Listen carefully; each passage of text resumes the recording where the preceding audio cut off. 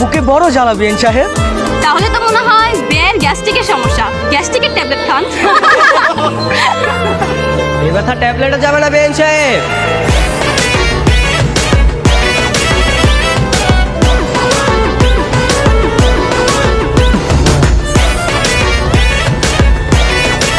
আপনার হাতে ঠান্ডা শরবত খেলে এই ব্যথা এমনিতেই চলে যাবে বিএন সাহেব।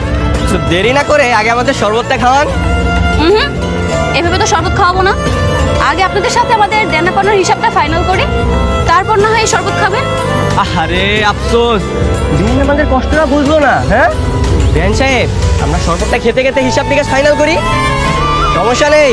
আমরা হচ্ছে দিলওয়ালা বংশের মানুষ, মানুষের মনে কিভাবে জায়গা করে নিতে হয় সেটা আমরা খুব ভালো করে জানি। শরবতটাকে খাওয়ান, তারপরে যত টাকা যাবেন তত টাকাই দিব। ঠিক আছে, দেখা যাবে বিয়েরা কত বড় দিলওয়ালা। এই নেন শরবত।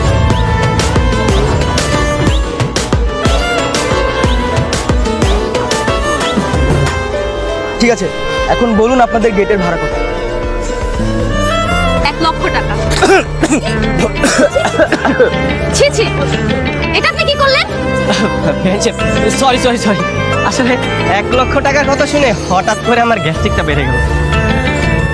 1 লক্ষ টাকার কথা শুনে আপনার হাওয়া টাইট হয়ে গেল? তো হবে না, 1 লক্ষ টাকা কি হাতের মোয়া নাকি যে চাইলে আমার পেয়ে গেলাম? আমাদের বোনা তো সস্তা না। 1 লক্ষ টাকা দেওয়ার ক্ষমতা যদি নাই থাকে, তাহলে যেই পথ দিয়ে এসেছেন সেই পথ দিয়ে বাসায় ফিরে যান। আরে ভাই, আপনি তো রাগ করছেন কেন? মাত্র 1 লক্ষ টাকাই তো, আর এমন কি? হ্যাঁ বেন সাহেব, আপনি 1 মিনিট ওয়েট করেন, আপনার টাকা আমি এখনই দিচ্ছি। আরে ভাই, কি ব্যাপার? মানে 1 লক্ষ টাকার কথা শুনে হুট করে রাজি হয়ে গেলে হবে? আমাদেরকে জিজ্ঞেস করবেন না? আর আপনি কে? আমাদের আত্মীয় স্বজনের মধ্যে তো কেউ না। আরে আত্মীয় না তো কি হয়েছে? হ্যাঁ, আত্মীয় হইতে তো আর বেশিক্ষণ লাগবে না। শুনেন, এই যে আমার কাছে 1 লক্ষ টাকা, নকল টাকা আছে, সব হচ্ছে শুটিং এর টাকা। এগুলো হচ্ছে 1 লক্ষ টাকার ভাড়া মাত্র 500 টাকা। বুঝতে পেরেছেন? কি বলেন?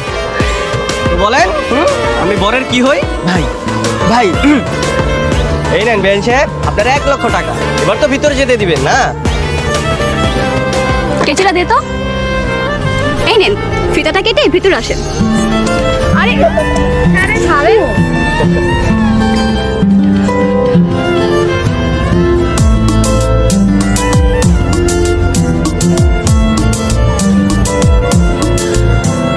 ঢাক বাজিয়ে আসলো সবাই বিয়ে বাড়িতে,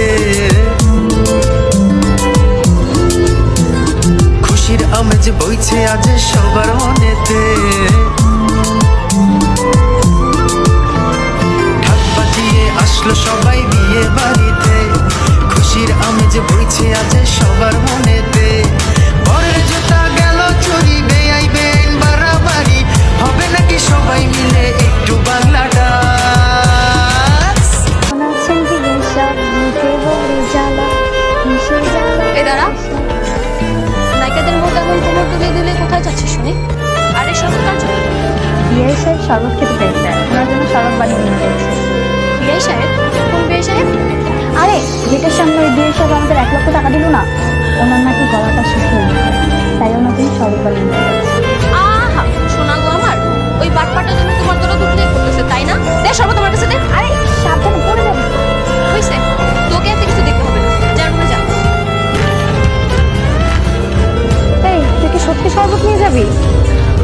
দেখ না কি করি। বিয়ে সাহেব আপনার সব। আরে এই এই, এটা আপনি কি করলেন? সরি বিয়ে সাহেব, আমি না খেয়াল করিনি মানে? হ্যাঁ, আমার ড্রেসটা নষ্ট করে দিচ্ছে, দেখছেন? আমার মুসকে মুসকে হাসতেছে। কেমনটা লাগে বলেন তো এখন? এই, আপনি ইচ্ছে করে আমার গায়ে শরৎ ফেলছেন না? যদি বলি ইচ্ছে করে করেছে, তাহলে কি করবে? কি করবো মানে? এই, আপনি আমার জামার জরিমানা দেন, জরিমানা দেন বলছি। ছি ছি বিয়ে সাহেব, এটা আপনি কি বললেন? হ্যাঁ, সামান্য একটা ড্রেসের জন্য আপনি আমার কাছে টাকা চাচ্ছেন? আপনার না অনেক বড় লোক, গেটে 1 লক্ষ টাকা দিলেন, 10 লক্ষ টাকা দিয়ে বউ নিতে এসেছেন, এত বড় লোকে দেখানোর পর এখন আবার ছোট লোকে দেখাচ্ছেন। এই, আপনি তো খুব ফাজিল একটা মেয়ে। সেই কখন থেকে দেখতেছি আসার পর থেকে আমাদের পিছনে লেগে আছে। দেখুন, এরকম যদি চলতে থাকে তাহলে কিন্তু সামনে বহুত বড় ঝামেলা হয়ে যাবে, আমি বলে দিলাম। আপনার এইসব কথায় লেজ গুটে পালানোর মতো মেয়ে আমরা না বিয়ে সাহেব। আপনারা এসে সাপেলে যে পা দিচ্ছেন, এখন তো একটু একটু ছবল আপনাদেরকে খেতেই হবে বিয়ে সাহেব। বলেন, হাতকে কিভাবে বসে আনতে হয় সেটা আমরা খুব ভালো করেই জানি। সময় হলে শান্ত কি জিনিস ঠিকই টের পাবো। নিজের নাম শুনে আমাদেরকে ইমপ্রেস করতে চাচ্ছে নাকি ঝুমুর? সরি, আপনার ছেলেটা না জমি, আপনার নামটা অনেক পুরনো, এইসব ব্যাকডেটের নাম শুনে কেউ ভয় পাবে না। এই ঝুমুর, চল তো। দেখছেন ভাই, দেখছেন কি ফাজিল একটা মেয়ে।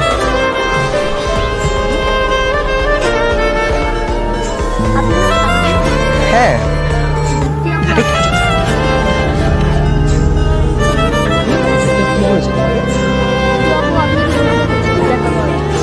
ঠিক আছে, তোমার বিজ্ঞাপন যে বলো আমি আসতে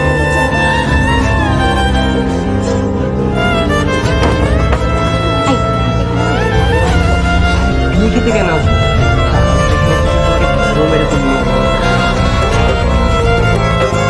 দাদু, তুমি যে আমাকে বিয়ে বাড়ি থেকে তুলে নেওয়ার জন্য আসছো, তোমাকে দেখে না আমার মনেই হচ্ছে না তোমার মধ্যে এই চিন্তা আছে। কি বলছো? হ্যাঁ, তোমার জন্য তো কষ্ট করে বিয়ে বাড়িতে আসছি, তুমি কিনা বলছো তোমার জন্য আমার কোনো চিন্তা নেই। তাহলে বলো, কি প্ল্যান করছো? কখন পালাচ্ছো? প্রোগ্রাম করে এগুলো হয় না, একটু সময় দাও, সময় শুধু বুঝে